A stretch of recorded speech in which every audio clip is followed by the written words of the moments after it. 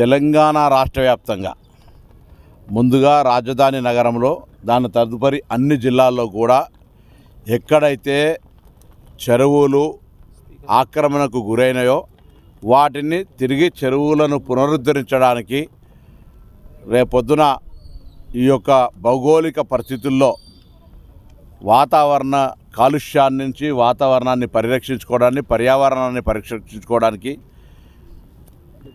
గతంలో ఉన్నటువంటి చెరువులకు ప్రభుత్వ లెక్కలకు రికార్డులకు అనుగుణంగానే కార్యక్రమాలు జరుగుతున్నాయి. మరొక్కసారి తెలంగాణ రాష్ట్ర వ్యాప్తంగా ఈ చెరువులు పరిరక్షించాలనుకునేటువంటి స్వచ్ఛంద సంస్థలకు లేదా గతంలో ఇక్కడ చెరువు ఉండి అని తెలిసినటువంటి వాళ్ళు ఎవరైనా సరే గౌరవ అధికారుల దృష్టికి పోలీసులు కానీ రెవెన్యూ కానీ లేదా ప్రజాప్రతినిధుల దృష్టికి పాత్రికేయుల దృష్టికి తెచ్చి వాటిని పరిరక్షించుకునేటువంటి బాధ్యత అక్కడి స్థానికులకే.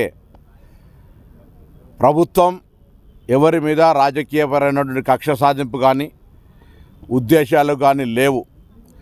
దీనికి ప్రజల నుంచి వస్తున్న స్పందన రాష్ట్ర వ్యాప్తంగా ప్రజలు ఈ అంశాన్ని హర్షిస్తూ ఉన్నారు. అనేక సందర్భాల్లో ఎక్కడైనా అన్యాయంగా జరిగిందంటే తప్పకుండా మీరు న్యాయస్థానాలు ఉన్నాయి.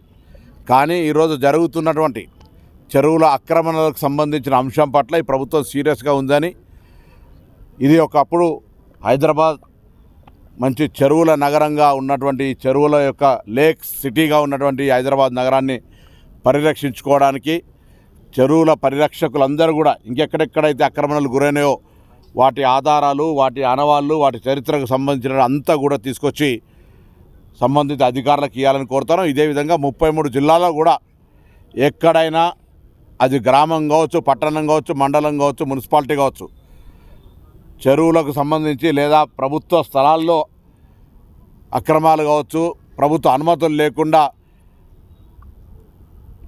పెద్ద పెద్ద అక్రమ కట్టడాలు కావచ్చు, వాటన్నిటి పట్ల మీకున్న సమాచారాన్ని, అవగాహనను, ఆలోచనను ప్రభుత్వం దృష్టికి తెమ్మని చెప్పి కోరుతాను. ప్రజలకు కూడా ఇటువంటి కార్యక్రమాల్లో భాగస్వాములు కావాలని సందర్భంగా విజ్ఞప్తి చేస్తా ఉన్నాను.